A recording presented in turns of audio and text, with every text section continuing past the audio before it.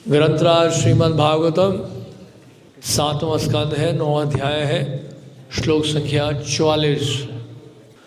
प्रायेण देव मुनयः स्वविमुक्ति कामा मौनम चरन्ति विजने न परार्थ निष्ठः नैतान् विहाय कृपणान् विमुमुक्षये को लाल्यं त्वदस्य शरणं भ्रमतोऽनुपश्ये।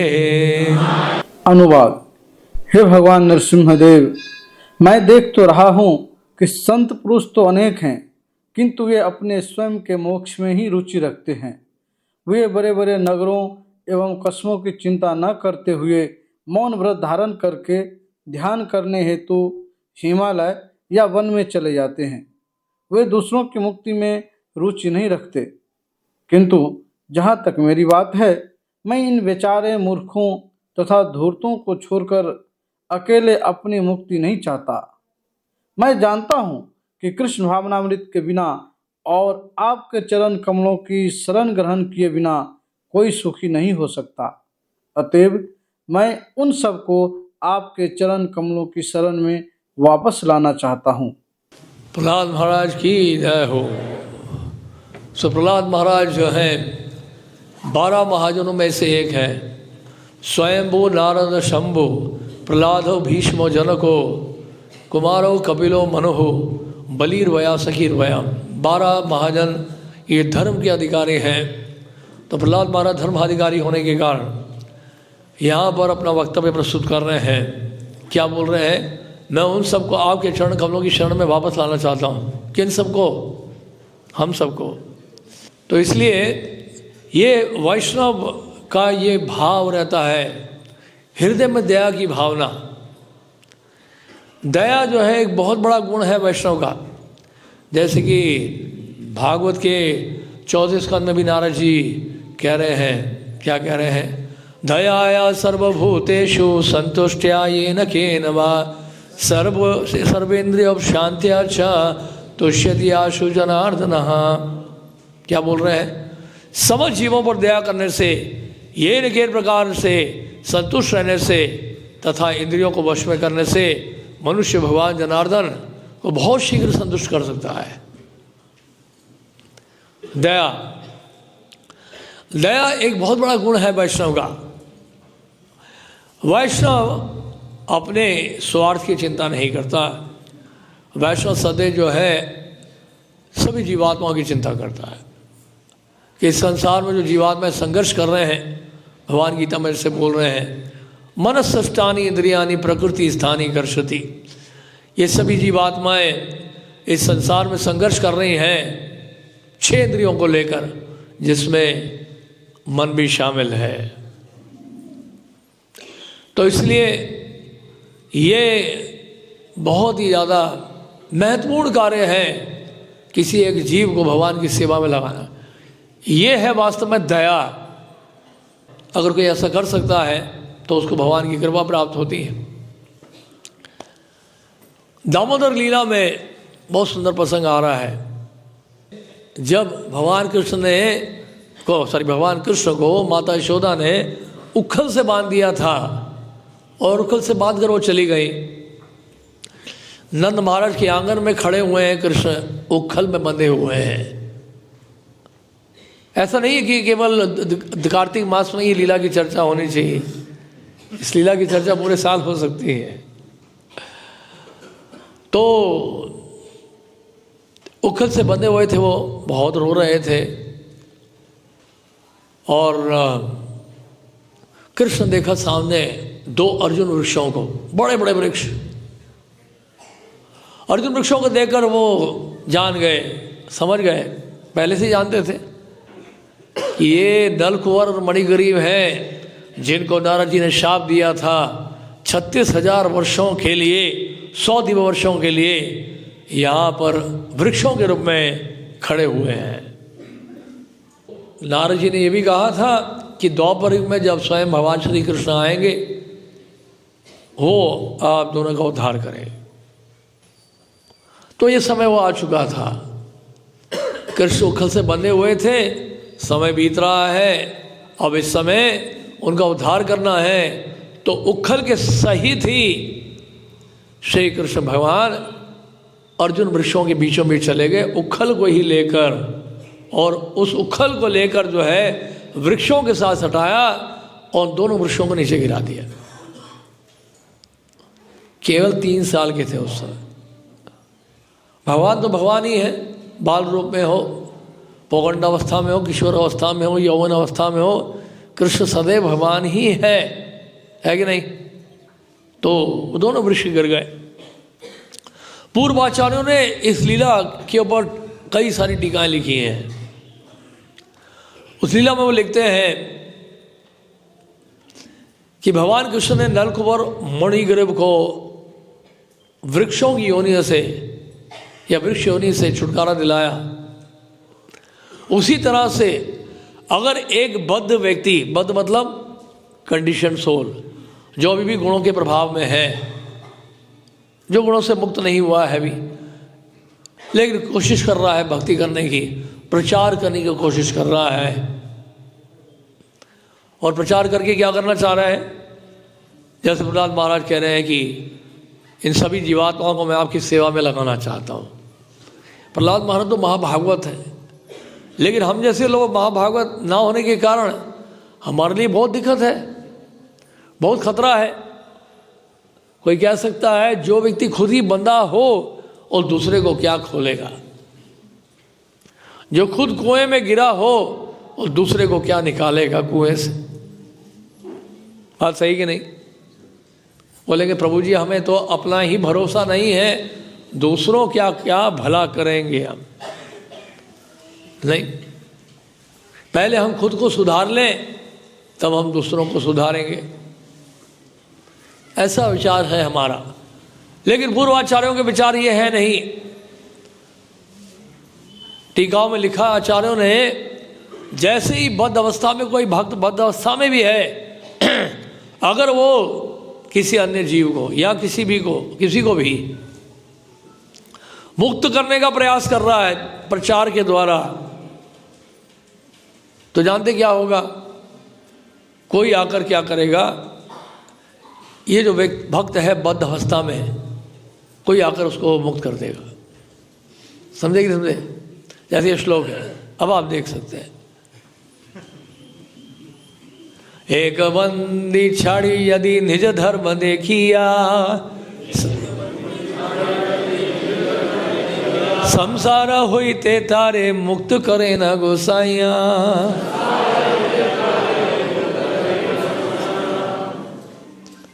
मेरे साथ अनुवाद पढ़ी है। अभी जो मैंने बताया बिल्कुल वही बात श्रील सनातन गोस्वामी उस जेलर को कह रहे हैं, उस जेल से जहाँ से छुटकारा पाना चाह रहे हैं श्रील सनातन गोस्वामी।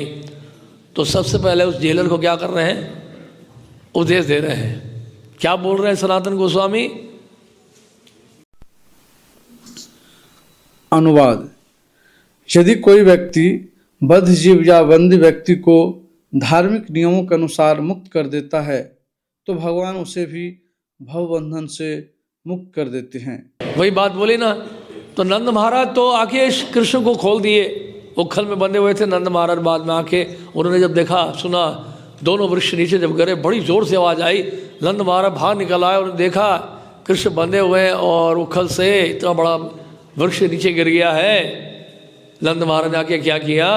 कृष्ण को खोल दिया। लेकिन कृष्ण तो हमेशा खुले ही हुए हैं, लेकिन लीला के द्वारा ये हमें संदेश मिल रहा है, जो यहाँ सनातन गोस्वामी यही बात बोल रहे हैं। यदि कोई व्यक्ति बद्ध जीव या बंदी व्यक्ति को धार्मिक नियमों के अनुसार मुक्त कर देता है, तो भगवान उसे भी भवबंधन से मुक्त कर देते हैं। यानी कि हम बोल सकते हैं कि हम बद्ध अवस्था में हैं, प्रचार क्या करेंगे? नहीं, अगर आप प्रचार करने का प्रयास करेंगे गुरु की आज्ञा के कारण, परंपरा की आज्ञा के कारण, महाप्रभु की आज्ञा के कारण, अगर आप प्रचार करते हैं, भले ही आप बद्ध अवस्था में हो, अगर आप ऐसा करते हैं तो क्या होगा? भगवान आपको भी मुक्त कर देंगे। कितना लाभ है कि प्रचार करने का, नहीं? इसलिए प्रभुपाद जी बता रहे हैं कि एक बुक है राजविद्या। राजविद्या जानते हैं? ये बुक का नाम है। उस बुक में प्रभुपाद जी ने लिखा है कि ABCD सिखाने के लिए आपको PhD बनने की आवश्यकता नहीं है। जितना आप जानते हैं उतना आप पढ़ाइए। बात सही कि नहीं? PhD बनने की आवश्यकता नहीं है। ABCD सिखाने के लिए ज़रूरी है PhD बनना? नहीं। तो उसी तरह से जितना हम जानते हैं उतना हम कहें, बोलें। प्रचार का मैं महत्व बता रहा हूँ।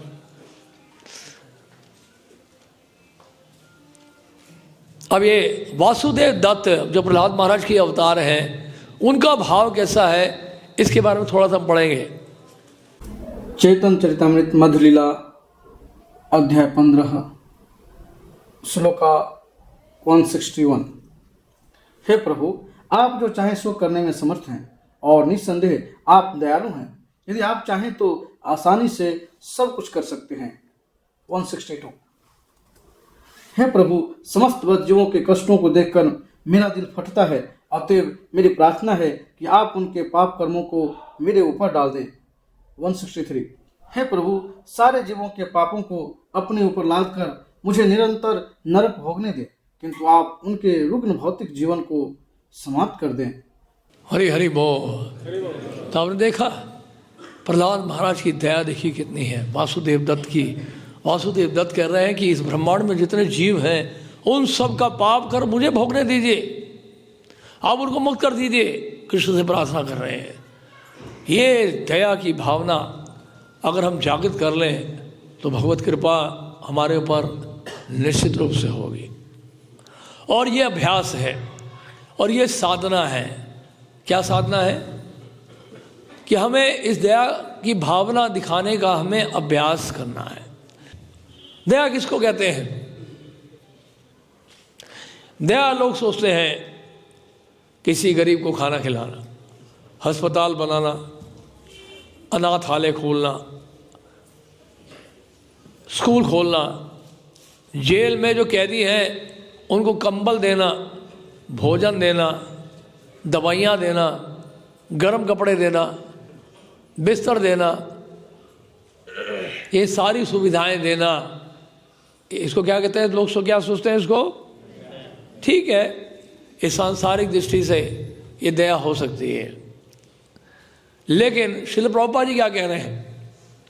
प्रभुपाद जी कह रहे हैं अगर व्यक्ति को डूब रहा है उसका आप केवल कोट निकालते हो तो वो दया है क्या? नहीं। एक तोता पिंजरे में बंद है, आप पिंजरे को गोल्ड पेंट सिल्वर पेंट करते हो, तोते को कुछ खाने को नहीं देते, तोते को पिंजरे के अंदर ही बंद रखते हो, तो ये दया है? नहीं है।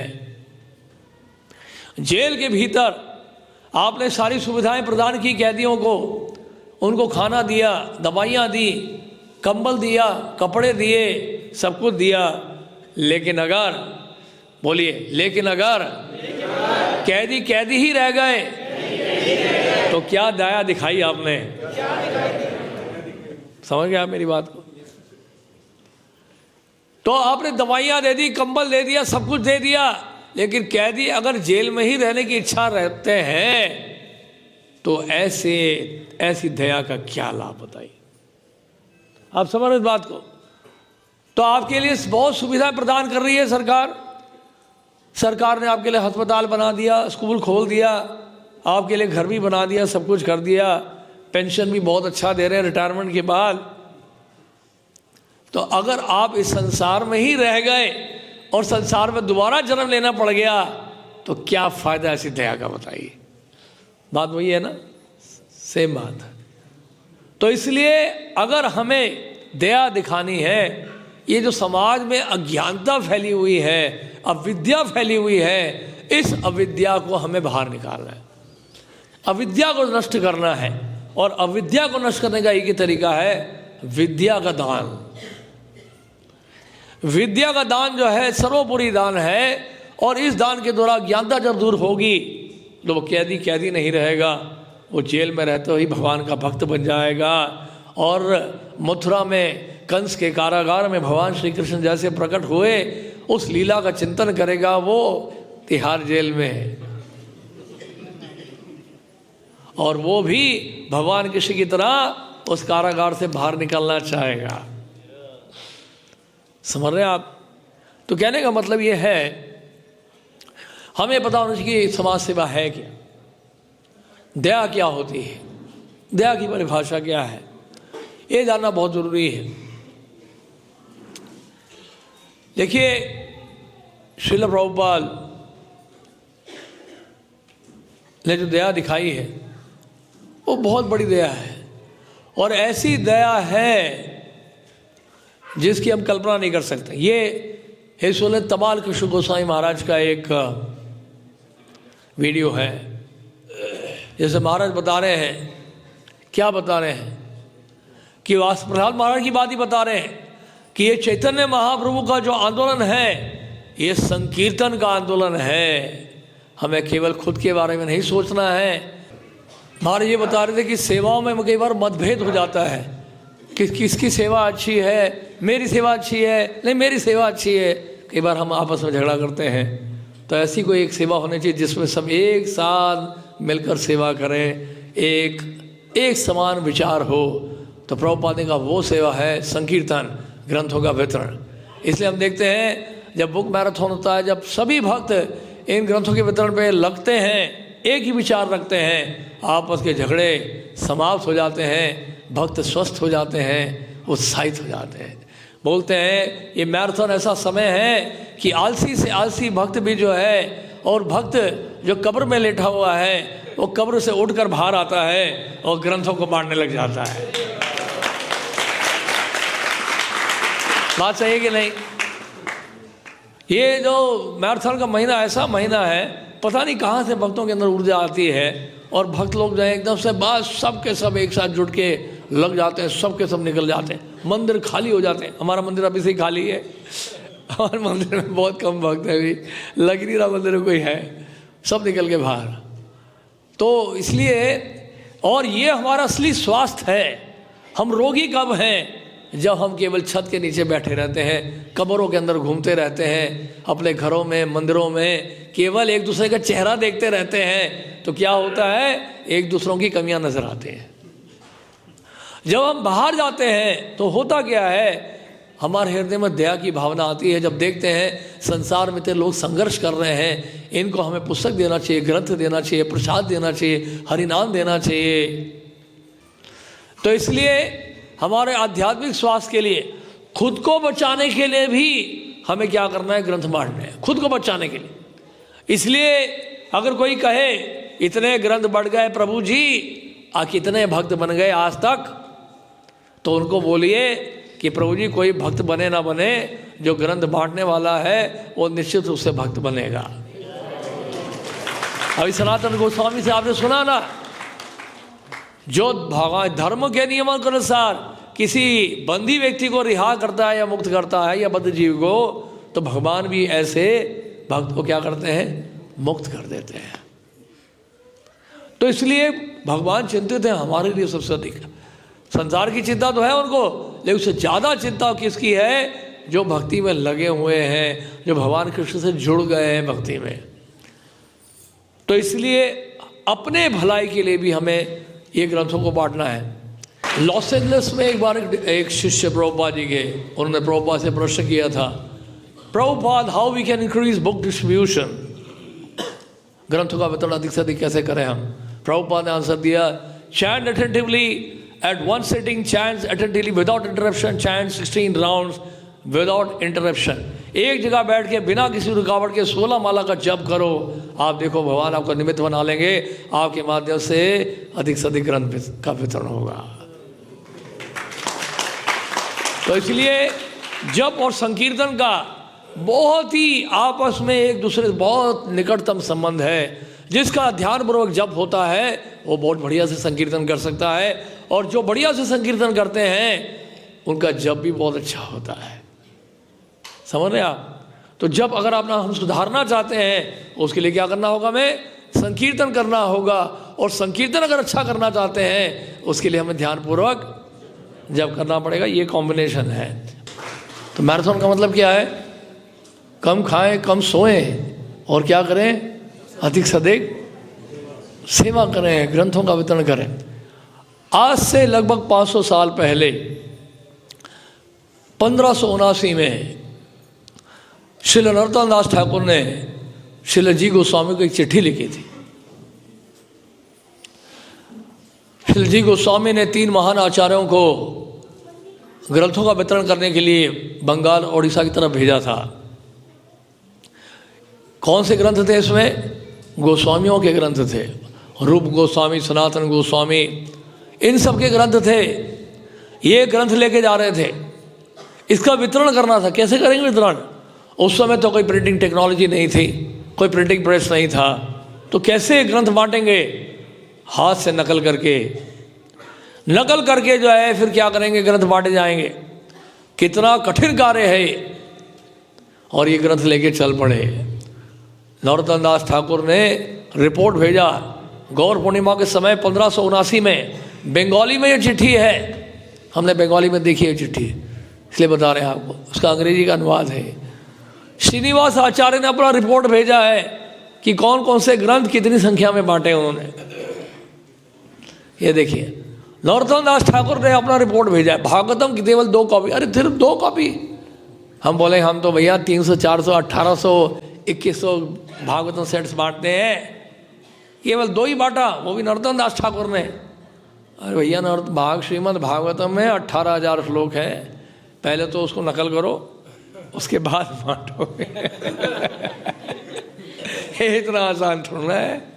आप एक फ़ोन करो प्रेस में, हमें चाहिए जी 10,000 भागवतम सेट्स, अब एक हफ्ते के अंदर आ जाएगा।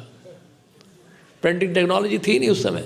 तो ये सारे ग्रंथों का रिपोर्ट भेज रहे हैं। यानी कि ये रिपोर्टिंग का जो क्या कहते हैं सिस्टम है, ये तब भी फॉलो किया जाता था महाप्रभु के समय से ही। महाप्रभु बोलते थे हरिदास ठाकुर नित्यानंद प्रभु से कि आप सुबह से गए हैं, बताइए कितने लोगों को आपने हरि नाम बुलवाया, क्या रिपोर्ट है आपका? और यही रिपोर्ट प्रभुपाद जी पूछते थे भक्तों से। आज सुबह से गए, फिर भी खाली वापस आ गए, क्या सोच के आए थे? महाप्रसाद मिलेगा। क्या सोच के आए थे? महाप्रसाद मिलेगा। कितने ग्रंथ बांटे, कितने लोग थे वहां पर?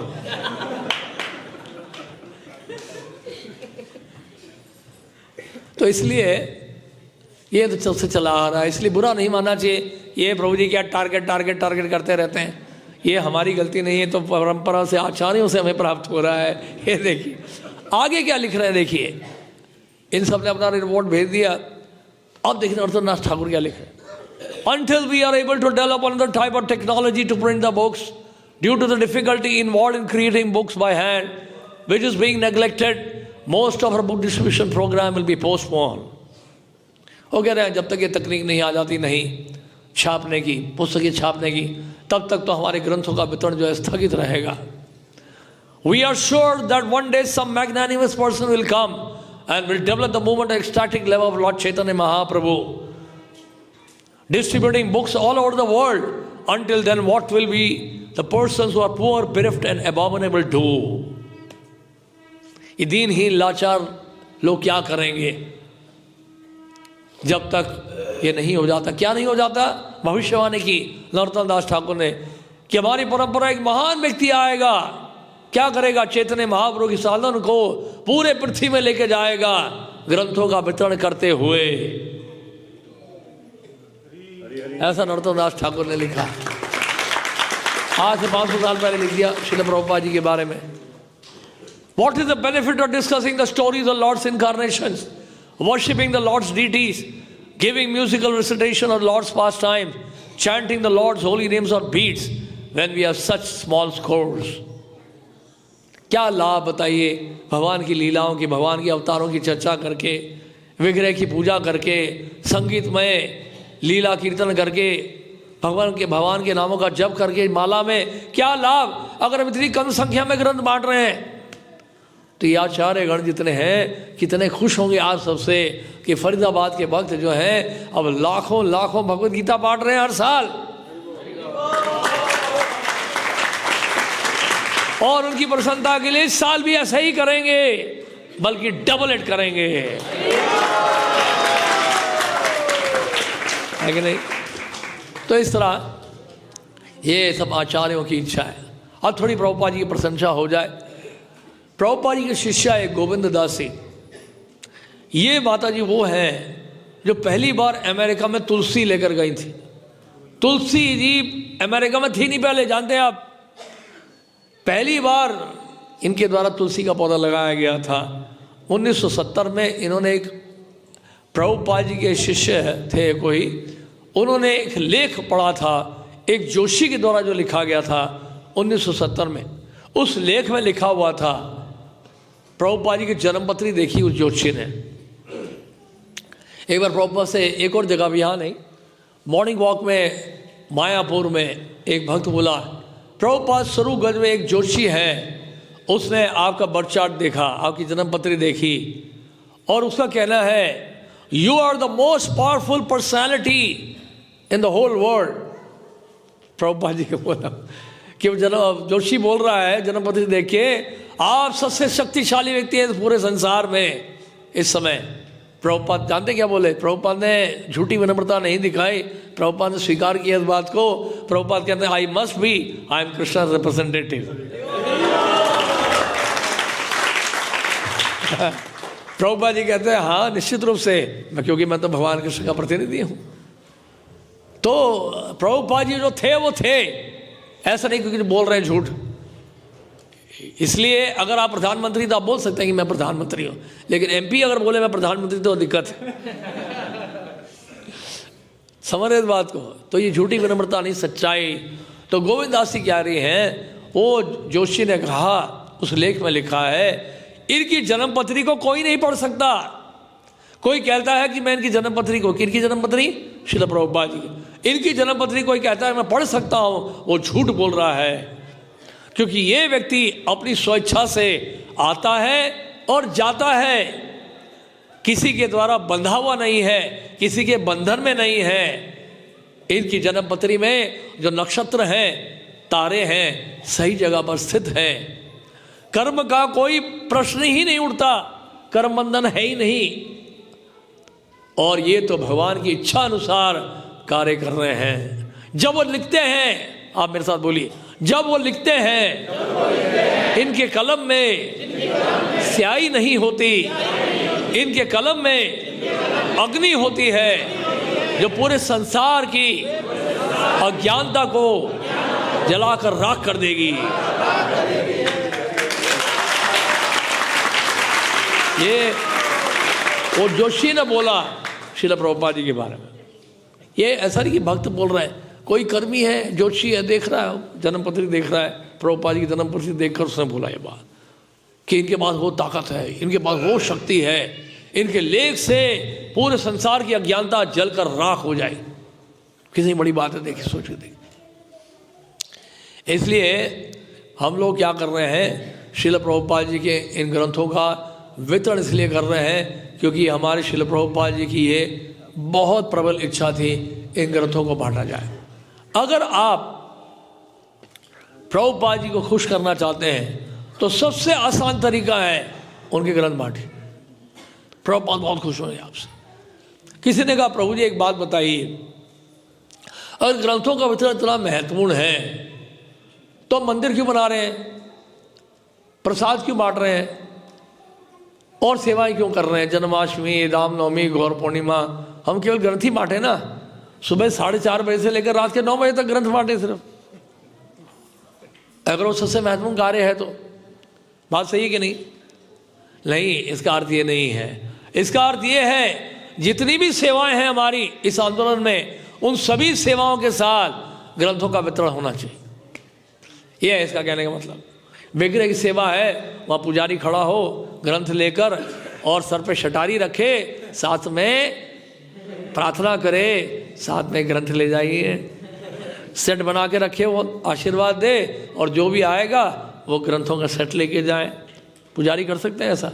हमने तो कई बार, मुझे याद है एक बार तो हमारे ऑल्टर से, राधा पार्षदी ऑल्टर से 15,000 भगवत गीता निकली थी मैराथन के समय। पुजारियों के द्वारा 15,000 भगवत गीता निकली। तो खैर निर्भर करता है कि आपके मंदिर में कितने लोग आते हैं, जितने भी आए कुछ तो निकलेगा। तो डीटी वर्शिप के साथ ग्रंथों का वितरण, प्रसाद वितरण करने जा रहे हैं, food for life, mid day meal वगैरह वगैरह, साथ में ग्रंथ लेकर जाएं। आप समझ रहे हैं? कोई भी सेवा हो, यूथ प्रोग्राम है, बहुत सारे लड़के आए हुए हैं, बाहर बुक टेबल लगाई। एक बार एक बहुत बड़ा पंडाल प्रोग्राम हुआ था, हजारों लोग आए और इसलिए कि प्रभुपाद जी की बुक्स का टेबल नहीं लगा था। प्रभुपाद ने पूछा ये बुक टेबल क्यों नहीं लगाया आपने? बोले प्रभुपाद भूल गए थे हम। प्रभुपाद ने कहा आपका ये प्रोग्राम तो बेकार है, अगर ग्रंथों का वितरण नहीं हो रहा है तो क्या लाभ इतना बड़ा कार्यक्रम करके, क्योंकि आप अगर बोलोगे तो हो सकता है कि कुछ देर के बाद लोग उसको भूल जाएं, लेकिन ये ग्रंथ अगर लेंगे लोग तो उनका पूरा जीवन बदल जाएगा। इसलिए प्रभुपाद ने कहा इन ग्रंथों को कोई अगर पढ़ लेगा तो उसका भला होगा, कोई एक पैराग्राफ भी पढ़ लेगा तो उसका भला होगा, कोई एक लाइन भी पढ़ लेगा उसका भला होगा, अगर कोई इस ग्रंथ को छू भी लेगा उसका भला होगा। हम तो ये कहेंगे कोई इस ग्रंथ को देख भी लेगा तो उसका भी भला होगा, उसका भी भला होगा। जब वैष्णव जाएंगे, भक्त जाएंगे, माथे पर तिलक लगा के, धोती कुर्ता पहनकर, तो बाहर के लोग देखकर बोलेंगे हरे कृष्णा, और आप भी बोलेंगे हरे कृष्णा। आप उनके हाथ में ग्रंथ पकड़ाएंगे, जैसे ही ग्रंथ पकड़ाएंगे उनके हृदय में वाइब्रेशन शुरू हो जाएगा। ये ग्रंथों का कमाल है। इसलिए प्रभुपाद ने कहा these books are like time bomb, ये मेरे जो ग्रंथ हैं टाइम बॉम्ब की तरह हैं, आज नहीं तो कल विस्फोट होकर रहेगा ही, निश्चित है। तो कोई भी सेवा हो, साथ में रथ यात्रा हो, जन्माष्टमी हो, कोई भी उत्सव हो, उसमें साथ में क्या होना चाहिए? ग्रंथों का वितरण होना चाहिए। तब आपका जो है वो सेवा जो होती है वो कंप्लीट मानी जाएगी। अब देखिए श्रील प्रभुपाद जी, इन्होंने जो है इस आंदोलन की शुरुआत जो की थी, उस समय प्रभुपाद जी अमेरिका गए थे। कितना संघर्ष किया है इसका हम अंदाजा नहीं लगा सकते हैं। प्रभुपाद जी ने संघर्ष किया है। न्यूयॉर्क में जब उतरे, शिप से उतरने वाले थे, कैप्टन पांड्या से बोले प्रभुपाद न्यूयॉर्क तो आ गया है लेकिन मेरे पास एक भी पैसा नहीं है, मेरी आपसे प्रार्थना है ये श्रीमद् भागवतम मैंने पब्लिश किया है, फर्स्ट कैंटो 3 वॉल्यूम में, क्या आप मुझसे ले सकते हैं? उन्होंने पूछा कितने का है? प्रभुपाद ने कहा $16 का है। कैप्टन पार्टी ने कहा ठीक है मैं आपको $20 देता हूँ। $20 दिया। प्रभुपाद वो $20 लेकर न्यूयॉर्क में प्रवेश किए थे, और न्यूयॉर्क की सड़कों में जब चल रहे थे उनको ये नहीं पता था कि उनको दाएं जाना है या बाएं जाना है। इतना संघर्ष प्रभुपाद जी ने किया अकेले। ये नहीं कि हाँ जैसे आप लोग आए हरे कृष्णा, कोई माला लेके खड़ा हुआ था, स्वागत किया और वहाँ 100 लोग दंडवत कर रहे हैं। हम तो कुछ भी नहीं है, और जो है सब कुछ, उनका स्वागत करने के लिए न्यूयॉर्क में एक भी व्यक्ति नहीं था। सोच के देखिए प्रभुपाद की विनम्रता, सहनशीलता देखिए आप। ऐसा नहीं हाँ प्रभुपाद कह रहे हैं मैंने अपने जीवन में पहली बार बर्फ देखा न्यूयॉर्क में, मैंने कभी बर्फ देखा नहीं, ऐसी ठंड -10 डिग्री सेल्सियस। प्रभुपाद जी के पास कोई इतने गर्म कपड़े थे भी नहीं, एक छोटा सा कमरा मिला था, वो भी कहाँ पर, ऐसे इलाके में जहाँ पे लोग ड्रग्स लेने आते थे, नशा करते थे, ऐसे जगह पे प्रभुपाद जी ने कमरा लिया और वहाँ रहकर भी रात को रोज 12 बजे उठकर श्रीमद् भागवतम का अनुवाद करते थे प्रभुपाद। किस लिए? ताकि हम लोग पढ़ें उसको और लोगों को भी दें, ताकि लोग भी इन ग्रंथों को पढ़ें। ये प्रभुपाद जी का उद्देश्य था। ग्रंथों के वितरण का उद्देश्य क्या है? ताकि ये जनमानस तक पहुंचे और लोग ग्रंथों को पढ़ें, उनकी अज्ञानता दूर हो। लेकिन दुर्भाग्यवश भारत में भी लोग इन ग्रंथों को क्या बोलते हैं? माइथोलॉजी है, हिंदू माइथोलॉजी है। इसके बारे में थोड़ा बताना चाहूंगा मैं। माइथोलॉजी जो शब्द है वो अपने आप में गलत शब्द है। क्यों है गलत, बताता हूं मैं आपको। माइथोलॉजी जो शब्द है उसमें एक शब्द छुपा है मिथ। मिथ का मतलब होता है कल्पना। कल्पना का कभी अध्ययन नहीं किया जाता। कल्पना का अध्ययन करते हैं, जैसे कि हवा में महल, हवा महल नहीं, हवा में महल, आकाश में फूल, घोड़े का अंडा। प्रभुपाद जी कहते हैं घोड़ा डिंग, घोड़ा डिंग, आकाश पुष्पायते, त्रिदश पूरा आकाश पुष्पायते। आकाश में फूल है, हवा में महल होता है? नहीं होता है। तो ये सब फैंटास्मोगोरिया है, ये सब क्या है? कल्पना है, इमेजिनेशन है, इसको कहते हैं मिथ। इसका क्या अध्ययन करेंगे बताइए आप? तो ये कह देना कि ये ग्रंथ हिंदू माइथोलॉजी है, तो कल्पना का अध्ययन कर रहे हैं। ये कल्पना है कि भगवान कृष्ण ने गिरिराज जी को उठाया, ये कल्पना है कि ब्रज में आज गिरिराज जी की परिक्रमा के लिए करोड़ों लोग जाते हैं, ये कल्पना है कि जगन्नाथपुरी में जगन्नाथ जी के सामने 25 लाख लोग होते हैं जगन्नाथ जी के रथ को खींचने के लिए, ये कल्पना है? बताइए, ये कल्पना है? ये कल्पना नहीं है, ये वास्तविकता है। भगवान राम की लीलाएं वास्तविक है, भगवान कृष्ण की लीलाएं वास्तविक है, कल्पना नहीं है। कल्पना क्या है? आप जो आपने स्कूल में कॉलेजेस में पढ़ा रहे हैं वो है कल्पना, वो है माइथोलॉजी। आप कल्पना का अध्ययन कर रहे हो क्योंकि आप सोच रहे हो कि आप एक शरीर हो, और भगवत गीता के अनुसार आप शरीर नहीं हो, आप तो एक आत्मा हो। और जीवन भर शरीर का अध्ययन करते रहना, ये है माइथोलॉजी, ये है माइथोलॉजी।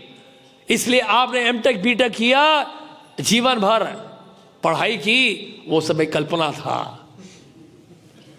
वो इल्यूशन था, क्योंकि आप तो शरीर ही नहीं है। और आप क्या करते रहे बचपन से युवा अवस्था तक? केवल शरीर का ही अध्ययन करते रहे।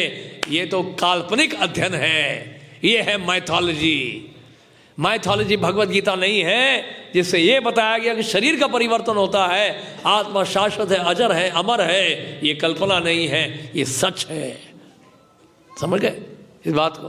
कल्पना का मतलब क्या है, काल्पनिक का मतलब क्या है, माइथोलॉजी का मतलब क्या है? तो इन बेवकूफों को समझाइए आप ग्रंथों का वितरण करते हुए। माइथोलॉजी हमारी स्क्रिप्चर्स माइथोलॉजी नहीं है। आप जो स्कूल में पढ़ रहे हो, आपकी जो किताबें हैं स्कूल्स में, कॉलेजेस में, यूनिवर्सिटीज़ में, ये सब है माइथोलॉजी। क्योंकि आप देहात्म बुद्धि को बढ़ा रहे हो, लोगों को विश्वास दिला रहे हो कि आप एक शरीर हो, शरीर हो, शरीर हो। कितने बड़े बेवकूफ हो तुम, ऐसे बताओ जाके लोगों को, प्रचार करो इस तरह से। सच्चाई छुप नहीं सकती बनावट के उसूलों से, खुशबू आ नहीं सकती कागज के फूलों से। सच बोलिए, सच बोलिए, समझौता मत करिए। जिसका जीवन में स्वार्थ होता है, अपना कोई पर्सनल एजेंडा होता है, वो सच नहीं बोल पाता, वो समझौता करता है। अगर बनना है कुछ तो बब्बर शेर की तरह बनिए, श्रील प्रभुपाद जी की तरह। सच बोलने वाले थे, महाभागवत थे वो, इसलिए वो डरते नहीं थे किसी से। जो बोलते थे सच बोलते थे, यथारूप। हमारा सर झुकता है श्रील प्रभुपाद जी के सामने इसलिए क्योंकि श्रील प्रभुपाद ने अपने जीवन में कभी समझौता नहीं किया। समझ रहे हैं आप? कभी समझौता नहीं किया प्रभुपाद ने। एक बार प्रभुपाद जी को एक इंटरफेथ कॉन्फ्रेंस बुलाया। प्रभुपाद जी देखिए जब भी आते थे इंटरफेथ कॉन्फ्रेंस में बड़े मजे आते थे। प्रभुपाद जी का स्पीच शुरू होता था, सब लोग बोल लेते थे और स्वामी जी बोलेंगे, इस्कॉन के फाउंडर आचार्य अपना स्पीच शुरू करेंगे। क्या बोलेंगे? हमारे गुरु महाराज बता रहे थे, प्रभुपाद कहीं भी जाएंगे इंटरफेथ कॉन्फ्रेंस में, शुरुआत इससे करते थे, Krishna the supreme personality of God head. सीधा, कोई समझौता नहीं है। वो क्या सोचेगा, अरे सोच रहे तो जो सोच रहा है, हम जो बोलेंगे वो सच बोलेंगे, सच के अलावा कुछ नहीं बोलेंगे। एक कॉन्फ्रेंस में एक बुक रिलीज के लिए प्रभुपाद जी को बुलाया गया था। बुक रिलीज के लिए बुलाया गया था, प्रभुपाद जी जाना नहीं चाहते थे। प्रभुपाद ने कहा देखो मैं जाऊंगा तो सच बोलूंगा, आपको अच्छा नहीं लगेगा। बोलते नहीं Swami ji, we want you to release this book, it is a very important book, it's a religious book. हम चाहते हैं आपके द्वारा इसका जो है विमोचन हो। ठीक है। प्रभुपाद जी गए, प्रभुपाद ने बुक को देखा, अच्छे से देख लिया, अंदर देखा पूरा मायावाद फिलॉसफी है। प्रभुपाद बुक को उठाए, स्टेज में खड़े होकर बोले, this is a book on Mayavada. ऐसे थे श्रील प्रभुपाद, कोई भी समझौता नहीं। इसलिए आज प्रभुपाद जी को सब सुनते हैं। स्वार्थ नहीं होना चाहिए अपना। अगर स्वार्थ है, आपका कोई एजेंडा है, तो आपके मुख से कभी सच निकलेगा नहीं। आप सोचोगे 10 बार मैं बोलूं या नहीं बोलूं, पता नहीं क्या सोचेंगे। अरे साधु का मतलब वो होता है जो अज्ञानों को काटता है, सच बोलता है, सच के अलावा कुछ नहीं बोलता है। समझ रहे हैं आप इस बात को? तो इसलिए क्या करना है, हमें अपनी पवित्रता को बढ़ाना है यथारूप। इसलिए प्रभुपाद जी कहते हैं श्रीमद् भगवद गीता यथारूप। एक बार क्या हुआ, एक ऐसे एक बुक फेयर था और वहाँ पे एक इनॉग्रल फंक्शन था, उसमें बहुत सारी बुक्स रखी थी, लेकिन प्रभुपाद जी की जो भगवद गीता थी सबसे नीचे रखी हुई थी। भक्त बड़े चिंतित हुए, भक्त बहुत दुखी हुए। उन्होंने कहा Prabhupada, very very sad Prabhupada, what happened? Prabhupada ने कहा यू नो व्हाट हैपेंड, आपकी जो गीता है ना प्रभुपाद सबसे नीचे रखी हुई थी। प्रभुपाद ने कहा तो बहुत अच्छी बात है, एक इमारत की नींव अगर मजबूत होगी तो इमारत खड़ी होगी, नींव मजबूत नहीं होगी तो बाकी सब इमारत सारी गिर जाएगी। इसलिए नीचे भगवत गीता रखी है, इसलिए इससे ऊपर किताबें टिकी हुई है, तो सारी किताबें नीचे गिर जाएंगी। फाउंडेशन। एक बार बंबई में एक व्यक्ति बोला, उसने कहा स्वामी जी जो ईसाई लोग हैं ना वो तो बाइबल फ्री में बांटते हैं, आप तो बेच रहे हैं भगवत गीता। उसमें जो भी प्राइस था, प्रभुपाद ने कहा कितना प्राइस है? तो बताया भक्तों ने इतना प्राइस है। प्रभुपाद ने कहा ये भगवत गीता कहाँ बोली गई? उन्होंने कहा कुरुक्षेत्र में। हम कहाँ बैठे हैं? बोलता हम मुंबई में बैठे हैं, बॉम्बे में बैठे हैं। प्रभुपाद ने बताया क्या बोला फिर? प्रभुपाद ने कहा कुरुक्षेत्र से बंबई तक आने का ट्रांसपोर्टेशन चार्जेस, कुरुक्षेत्र से बंबई तक आने का क्या है? Transportation charges. वो सामने वाले व्यक्ति बिल्कुल चुप, मुंह नहीं खुला उसका। उसके बाद अरे भैया फ्री में दे देंगे, आप स्पॉन्सर करो, हम फ्री में बांट देते हैं, करो स्पॉन्सर, हम फ्री में बांट देते हैं। ओलंपिक्स हुआ था चाइना में, जानते हैं क्या किया? जो यूरोप में एथलीट से, यूरोपियन जो उनका एथलीट का जो भी था ऑर्गेनाइजेशन जो था, उन्होंने कहा, क्रिश्चियन मिशनरी इन्वॉल्व हो गए उसमें, उन्होंने कहा कि ओलंपिक्स में हम लोग नहीं आएंगे, हम आएंगे एक ही कंडीशन में आएंगे, अगर हमें आप बाइबल बांटने देंगे तो। और जानते हैं चाइना में ओलंपिक्स के दौरान क्रिश्चियन मिशनरी से वहां पर 1 करोड़ बाइबल बांटे। विश्वास करेंगे आप? 1 करोड़ बाइबल बांट दिए उन्होंने। उन्हें कब आएंगे नहीं, हम बॉयकॉट करते हैं ओलंपिक्स। इस प्रकार की एकता, इस प्रकार की श्रद्धा, इस प्रकार का विजन, इस प्रकार का मिशन जब होगा तब हमारे ग्रंथ बढ़ेंगे बड़ी तादाद। हमें अपने आप को मिशनरी वर्कर बनाना है। यहाँ तमाल कृष्ण गोस्वामी महाराज क्या कह रहे थे, क्या करना है हमें? हमारा आंदोलन मंदिर के बाहर है, यहां ही बैठे रहेंगे तो बिगड़ जाएंगे, हमें बाहर जाना चाहिए। आप एक काम करिए, आज आप प्लेज करेंगे, एक प्लेज और करिए आप। इससे पहले कि आपका नाम इस बड़े से स्क्रीन में सुनहरे अक्षरों में लिखा जाए, हम आपको एक और प्लेज करवा रहे हैं। तैयार इस प्लेज के लिए? तैयार है इस प्लेज के लिए? हाथ कैसे रखिए। मैं शपथ लेता हूं श्री श्री राधा गोविंद की कृपा से, श्री श्री राधा गोविंद श्रील प्रभुपाद की कृपा से मैं शपथ लेता हूं, जो कहूंगा सच कहूंगा, सच के अलावा कुछ नहीं कहूंगा। क्या कहूंगा? अब कहूंगा, सुनिए ध्यान से। 15 नवंबर से लेकर 15 जनवरी तक रोज कम से कम 10 लोगों से मिलूंगा और उनको श्रीमद् भगवद गीता के बारे में बताऊंगा।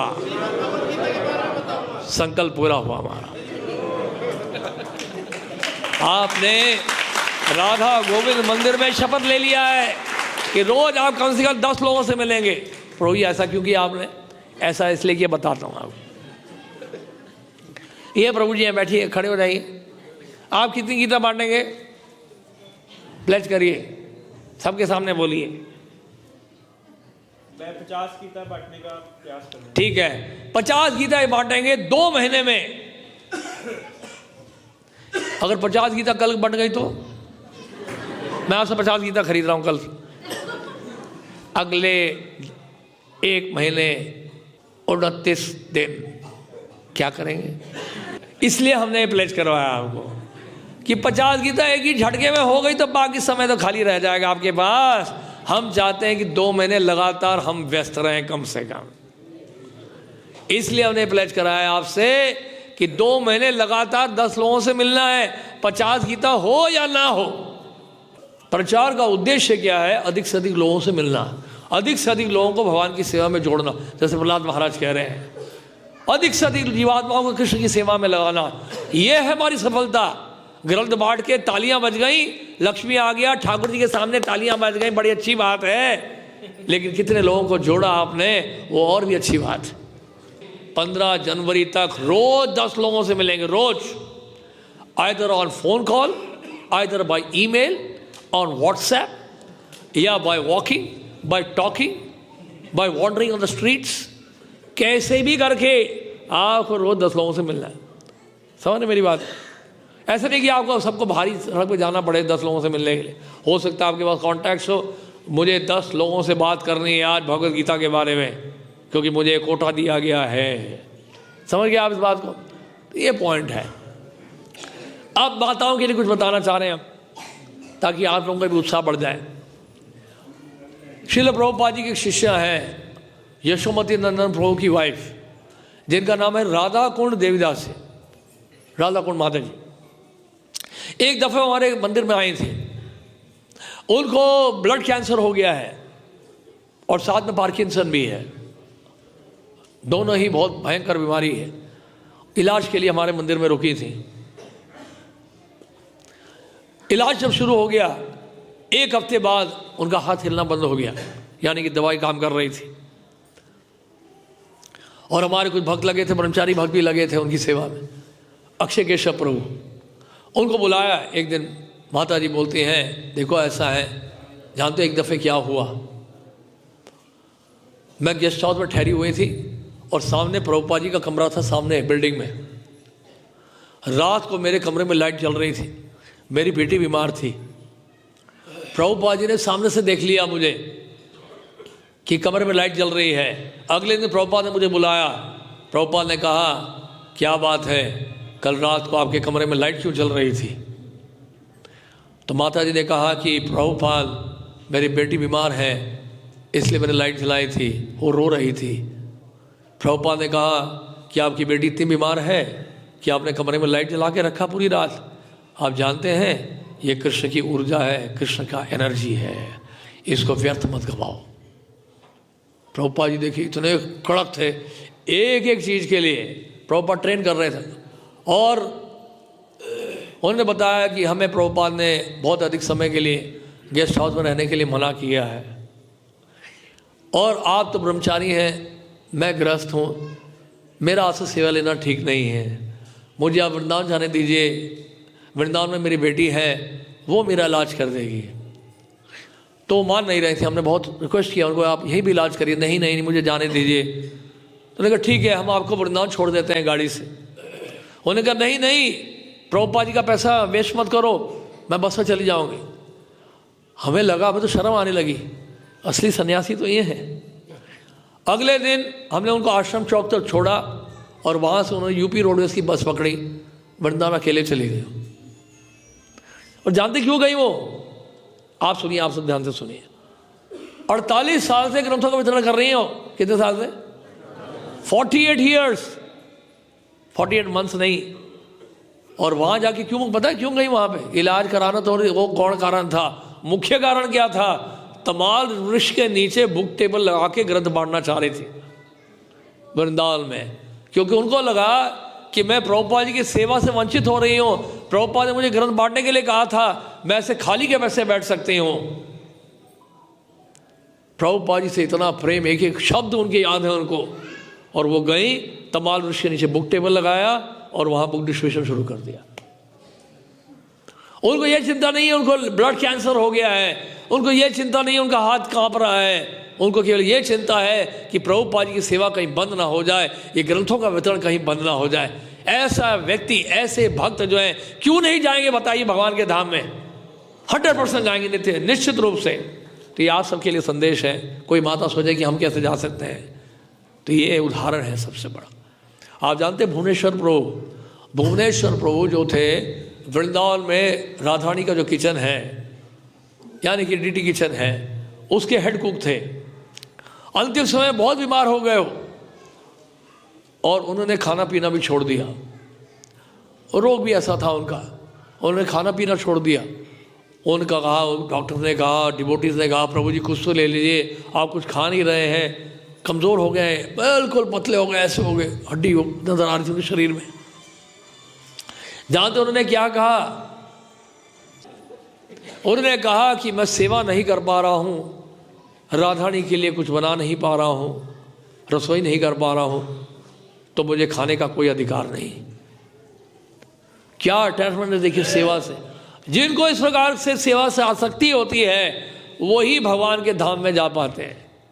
बाकी मेवा वाले सब इधर वापस आ जाते हैं। जो मेवा से आ सकते हैं उनको वापस इधर आना पड़ता है। तो इसलिए ध्यान। फिर एक और उन्होंने बात बताई, राधा दामोदर मंदिर गई थी वो, वहाँ एक सन्यासी मिले उनको। वो महाराज ने कहा, आपका नाम तो राधा कुंड देवीदासी है, आप वृंदावन में क्या कर रहे हैं? आपको तो राधा कुंड जाना चाहिए। राधा कुंड, उनके मन में बात बैठ गई और मंदिर आके उन्होंने सामान इकट्ठा किया अपना, राधा कुंड जाने की तैयारी कर रही थी। अगले दिन रात को जब सोई, रात को सपना आया उनको, किसका जानते हैं? श्रील प्रभुपाद जी का। श्रील प्रभुपाद जी को देखा, कृष्ण बलराम मंदिर के प्रांगण में खड़े हैं, जहाँ पे नौका विहार होता है, बोट फेस्टिवल, पानी भरा हुआ है। श्रील प्रभुपाद जी बीच में खड़े हैं। प्रभुपाद जी पुस्तकें मंगवा रहे हैं और पुस्तकें बांट रहे हैं और कह रहे हैं, सुनो, जहाँ मैं खड़ा हूँ ना, यही है राधा कुंड। उन्होंने कहा, the entire spiritual world is in the courtyard of Krishna Balram temple. Krishna Balram मंदिर के प्रांगण में संपूर्ण आध्यात्मिक जगत निवास कर रहा है। आपको कहीं जाने की जरूरत नहीं है, यही है राधा कुंड में जहाँ खड़ा हूँ। आप केवल ग्रंथों का वितरण करो, एक दिन आपको निश्चित रूप से राधा कुंड में वास मिलेगा, आपको वहाँ जाने की जरूरत नहीं। प्रभुपाद जी ने आश्वासन दिया। वो घबरा गई एकदम से, वो तैयारी करी राधा कुंड के जाने के लिए, और रात को आके प्रभुपाद सपने में बता रहे मत जाओ। सोच के देखो, कहने का मतलब ये है, हमारे आंदोलन में ऐसे ऐसे भक्त हैं, छुपे छुपे भक्त हैं, जो देखने में लगता नहीं कि बहुत बड़े भक्त हैं, लेकिन देखा जाए उनका संबंध प्रभुपाद जी से, भगवान से कितना करीब का है। और इसलिए क्योंकि वो सेवा में परिपक्व हैं, श्रील प्रभुपाद जी के ग्रंथों को बांटने के लिए, कुछ भी करने के लिए तैयार हैं। अपनी चिंता नहीं है उनको कि मेरा क्या होगा, कल क्या होगा, कब क्या होगा। उनको केवल ये चिंता है कि श्रील प्रभुपाद की सेवा न रुक जाए। समझ गया? तो इसलिए कुछ भक्तों ने एक बार हमारे गुरु महाराज से ही पूछा था कि धाम जाने के बारे में कुछ पूछ रहे थे। प्रभुपाद गुरु महाराज ने कहा, अभी धाम जाने की चिंता मत करो, अभी 10,000 साल और हैं आपको ग्रंथ बांटने। गुरु महाराज कहते हैं, आप अभी धाम जाने की चिंता मत करो, अभी 10,000 साल और हैं ग्रंथ बांटने के लिए। तो इसलिए हम लोग उत्साहित होना चाहिए। ये आंदोलन प्रचार का है, एकांत में बैठ के भजन करने का नहीं है। भजन करना जरूर है, लेकिन कितना, जितना कि प्रचार के लिए सहायक हो। इसलिए हमारे प्रभुपाद जी के गुरु महाराज कहते थे, गोष्ठी आनंदी इज ऑल्सो भजनानंदी हु इज प्रीचिंग। कि गोष्ठानंदी भी भजनानंदी होता है जो प्रचार करता है। तो ये ग्रंथों का वितरण इसलिए बहुत जरूरी है। मैं एक दो और स्टोरी सुना के बंद करूंगा। आप यमदूतों के बारे में सुनिए। ये तिरुपति बालाजी साउथ इंडिया में जो है, वहाँ की कथा है। वहाँ बुक टेबल लगा हुआ था मंदिर के अंदर, उसमें भगवत गीता डिस्प्लेड थी। एक वृद्ध व्यक्ति आए रोता हुआ, उसने कहा मुझे गीता दो, गीता दो, मुझे गीता चाहिए। भक्तों ने गीता उठा के दी। बोलते क्या हो गया, आप रो क्यों रहे हैं इसके लिए?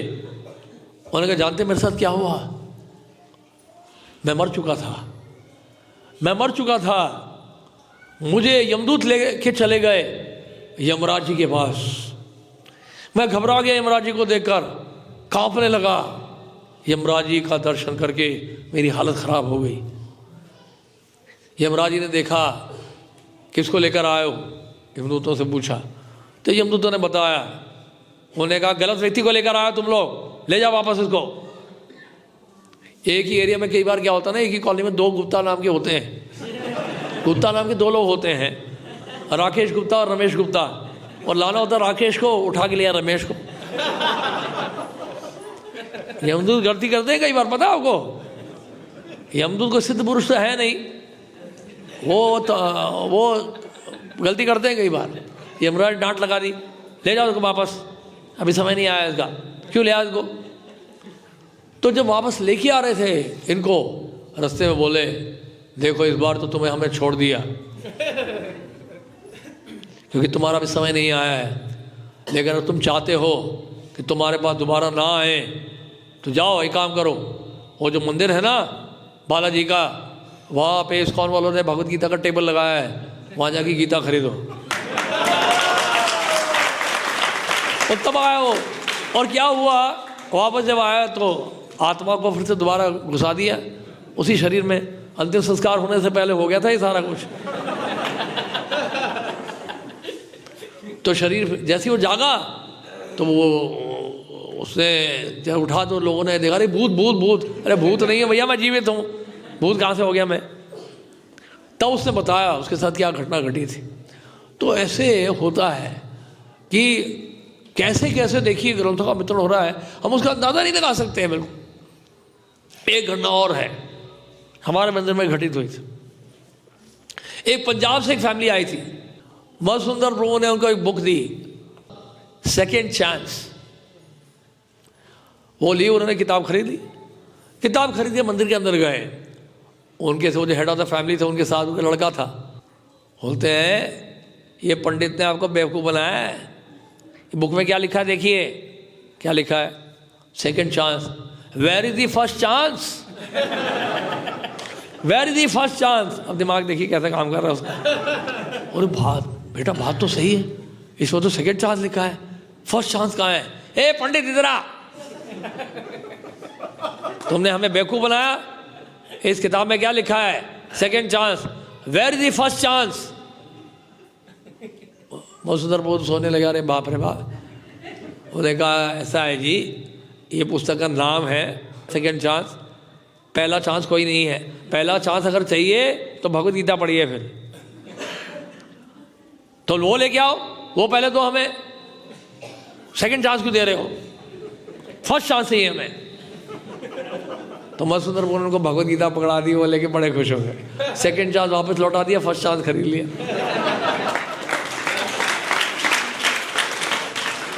तो इस प्रकार जो है ग्रंथों के वितरण में ऐसा नशा है, ऐसी रोचक ये सेवा है कि अगर आप बाहर एक बार निकल गए ना और ग्रंथों का वितरण करने लगे, ऐसे ऐसे अनुभव आपको होंगे, आप हैरान हो जाओगे। ऐसे आपको एक बताता हूँ मैं।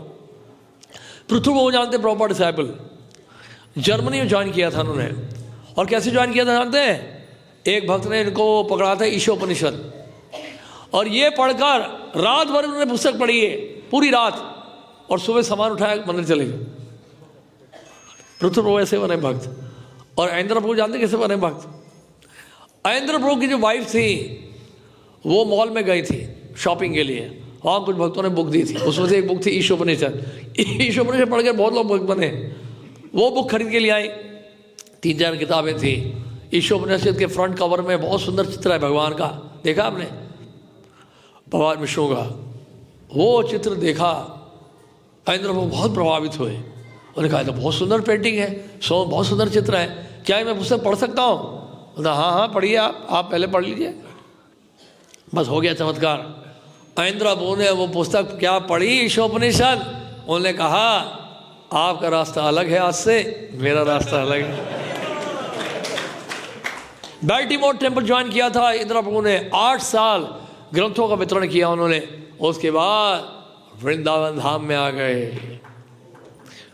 ये घटना है, आप घबराइए मत। आप जैसे सोचें हमारे साथ भी ऐसी हो जाए, घर छोड़ के भाग जाएंगे, नहीं ऐसा नहीं हो, चिंता मत करिए। फिर एक घटना मैं और बताता हूँ। हाँ, पृथ्वी प्रभु के बारे में। तो पृथ्वी प्रभु ट्रैवलिंग संकीर्तन में थे, दिसंबर का महीने था। यूरोप में ना बर्फ़ बहुत पड़ती है, सड़क में सब बर्फ़ जमी होती है, और गाड़ी जब मोड़ने लगे, बहुत तेज़ गाड़ी चला रहे थे एक इलाके में, वहाँ बहुत सारी इमारतें थीं, लेकिन सड़क पे कोई नहीं था। सड़क कौन जाएगा? आप तो बड़े भाग्यशाली हैं। कोई कहता ना प्रभु जी वो बुक लेते नहीं है, उन्होंने ये कहा, इन्होंने ये कहा, कोई बात नहीं, कहना दो, जिसको जो कहना है कहता रहे। हमारे पास जनसंख्या की कमी नहीं है देश में, 140 करोड़ की आबादी है, और हम तो प्रार्थना करते हैं राधा गोविंद जी से कि जनसंख्या बढ़ती रहे ताकि ग्रंथों का वितरण कभी बंद ही ना हो। समझ गया आप? विदेशों में क्या है, हर 10 किलोमीटर में एक आदमी मिलेगा, या हर 1 किलोमीटर 100 लोग मिलेंगे। ये भारत है, इसलिए यहाँ पर ये प्रश्न ही मत पूछिए इस तरह का, प्रभु जी वो नहीं ले रहा था, उसने ये बोला, उसने ये तर्क दिए। अरे छोड़ो उसको मंदिर बुलाओ, प्रसाद दो, बात खत्म करो, आगे बढ़ो। अगले कदम में और 10 लोग मिल जाएंगे आपको, ठीक है? एक ही व्यक्ति के ऊपर समय खराब नहीं करना है। तो ये लोग जा रहे थे ट्रैवलिंग संकीर्तन में, जब गाड़ी मोड़ी उन्होंने, एक रोड में कई बार मोड़ आता है, तो मोड़ने लगे गाड़ी, तो गाड़ी स्किड कर गई और गाड़ी पलट गई, चारों टायर ऊपर हो गए। क्या हो गए? और भक्त लोग अंदर हैं, बिल्डिंग से, मॉल से, दुकानों से, ऑफिस से, रेस्टोरेंट से सारे लोग निकल आए वहाँ पे सड़क पे। एम्बुलेंस आ गया, पुलिस वाले आ गए, सब आ गए, उस गाड़ी के नज़दीक आ गए, भक्तों को बाहर निकालने के लिए पास में नज़दीक आके खड़े हो गए, और भक्त अंदर से चिल्ला रहे हैं, please buy this book, this is a book on yoga and meditation, please हम आपसे प्रार्थना कर रहे हैं, ये ग्रंथ लीजिए, ये ग्रंथ योग और ध्यान के ऊपर है, मेडिटेशन के ऊपर है। अंदर से चिल्ला रहे हैं भक्त, उनको समझ नहीं आया लोगों को, अरे भाई क्या बात है, एक्सीडेंट हुआ है, क्या हुआ है ये अंदर से बोल रहे किताबें ले लो, वो लोग समझ नहीं पाए। ये है भगवत गीता में, इसलिए भगवान गीता में कह रहे हैं, संकीर्तन करते हुए भक्त इस बात को अनुभव करते हैं, ब्रह्मभूत प्रसन्नात्मा न शोचति न कांक्षति समस्त सर्वेषु भूतेषु मद भक्ति लभते परां। ब्रह्म स्थिति ये है, मां च विचारेण भक्ति योगेन सेवते सगुणा समतीते तान ब्रह्म भूयाय कल्पते। तो ब्रह्म स्थिति ये है, जब देह की बिल्कुल शुद्ध बुद्ध नहीं रहती है, उस समय केवल एक ही शुद्ध बुद्ध रहती है कि मैं कृष्ण की सेवा कैसे करूं। ये देखिए प्रमाण है, ये प्रमाण है। इतना भयानक एक्सीडेंट हुआ, लेकिन भक्तों को डर नहीं, उस समय केवल क्या चिंता कर रहे हैं कि आप ग्रंथ लीजिए, ग्रंथ लीजिए। और हुआ जानते क्या, गाड़ी को सीधा किया गया, भक्तों को बाहर निकाला गया, भक्त सारे बच गए, किसी को कोई खास चोट लगी नहीं। एम्बुलेंस आया था, कुछ वहाँ पे लोग आए, उन्होंने कहा कि आप चलेंगे हॉस्पिटल, चलेंगे आपका ट्रीटमेंट करा। बोलते हम बिल्कुल ठीक है, हम सब साबुत निकले हैं बाहर, हम बिल्कुल ठीक हैं। बोलते आपके लिए हम क्या कर सकते हैं बताइए। उन्होंने कहा हमारे लिए कुछ आप करना चाहते हैं, हमारे ग्रंथ ले लीजिए। जितने लोग वहाँ इकट्ठे हुए, उनके हृदय में बड़ी दया आ गई थी, उनको देखकर जितने लोग वहाँ इकट्ठे हुए सबने उनसे ग्रंथ ले लिए। हरि हरि बोल। इसलिए भगवान कह रहे हैं आप 5 पांडवों के अतिरिक्त सबके सब मारे जाएंगे। अर्जुन ने कहा अगर सबके सब मारे जाएंगे पहले से निश्चित है, तो मैं जा रहा हूं हस्तिनापुर में, युद्ध नहीं करूंगा। सब निश्चित है पहले से ही। भगवान कह रहे हैं निमित्त मात्र भव सव्यसाचेन, आप निमित्त मात्र बनो। मैं चाहता हूं कि मेरे साथ आपका फोटो छपे फ्रंट कवर में भगवद गीता में। मैं आपको श्रेय देना चाहता हूं, मैं खुद युद्ध नहीं करूंगा, लेकिन मैं युद्ध करने का श्रेय आपको देना चाहता हूं। इस सफलता का, इस विजय का श्रेय अर्जुन मैं तुम्हें देना चाहता हूं। इसलिए आप ग्रंथ बांटोगे तो आपको श्रेय मिल जाएगा, आप नहीं बांटोगे तो कोई और बांटेगा। श्रील प्रभुपाद जी का ये जो कार्य है, उनके ग्रंथों का वितरण है, बंद नहीं होगा। आप करेंगे तो आपको कृपा मिल जाएगी, आप नहीं करेंगे तो और कोई कर जाएगा, कृपा और किसी को मिल जाएगी। समझ रहे आज बात? इस बात को समझे कि नहीं समझे? इसलिए भगवान ने गीता में कहा है मासाना मार्ग शीशो हम। 12 महीने, उसमें 2 महीने बड़े विशेष हैं। भगवान कह रहे हैं मैं ये 2 महीने, क्या है, नवंबर और दिसंबर। मार्ग शीर्ष का मतलब ये है, पता है ना आपको, भगवद गीता में भगवान कह रहे हैं मासाना मार्ग शीर्षो हम। नवंबर का मतलब कार्तिक का महीना जो बीता है, खूब भजन आपने कर लिया उसमें, परिक्रमा कर ली, व्रत ले लिया, कार्तिक व्रत भी रखा, सब कुछ करा, बढ़िया से हो गया भजन, ऊर्जा बहुत जागृत हो गई है। अब दिसंबर के महीने में ग्रंथों का वितरण होगा, इसलिए भगवान ने कहा मासाना मार्गशीर्षोहम। समझे कि समझे? तो दिसंबर में क्या करना है? ग्रंथों का वितरण करना। आप बोलेंगे प्रभु जी अगर ग्रंथों का वितरण करेंगे तो हमारी सारी ऊर्जा बाहर निकल जाएगी। निकलेगी नहीं, बाहर जब जाएंगे ना, ग्रंथों का वितरण करेंगे तो जो ऊर्जा आपने बना के रखी है वो ऊर्जा डबल हो जाएगी, आप डबल हो जाएगी। और प्रभुपाद ने इसलिए कहा डबल इट। प्रभुपाद जी ने इसलिए क्या बोला? Double it. जो ऊर्जा आपने जागृत कर ली कार्तिक में, उसको डबल करना है इस मैराथन के समय। बात समझ में आ गई कि नहीं समझ आई आपको? तो इसलिए प्रभुपाद जी ने कहा जब तक ये ग्रंथ पढ़ते रहेंगे तब तक मैं जीवित रहूंगा। और इसलिए आप सब भक्तों से प्रार्थना है, आलस को त्यागिए और सुविधा क्षेत्र से बाहर निकलिए, ग्रंथों का वितरण करिए। श्रील प्रभुपाद जी की कृपा मिलेगी, हमारे गुरु महाराज की कृपा मिलेगी। हमारे गुरु महाराज के तो प्रणाम मंत्र में ही दे दिया है। गुरु महाराज ने हमें अपने प्रणाम मंत्र में ही दे दिया है, उनके हृदय की बात बता दी है। प्रभुपाद से साहित्यम यह प्रकाश वितीरे च प्रचारम कृतवान साधु भगवत पालाय ते नमः। ऐसे साधु भगवत पाद हैं, हमारे साधु हैं। क्या है वो? जो क्या करते हैं? प्रकाशन करते हैं, प्रकाशित करते हैं, ग्रंथों का प्रचार कर रहे हैं, उसका वितरण कर रहे हैं। ऐसे गुरुदेव को मैं सादर प्रणाम करता हूँ। तो श्रील प्रभुपाद जी की कृपा हमें प्राप्त होगी ग्रंथों के वितरण से। आप सबसे रिक्वेस्ट है, आप सब तैयार हो जाइए, मैराथन कुछ ही दिनों में शुरू होने वाला है। अपने कमर को कस लीजिए और उतर जाइए मैदानी जंग में। जो होगा अच्छा होगा, ठाकुर जी की कृपा से बढ़िया होगा। हरे कृष्ण। श्रील प्रभुपाद की जय।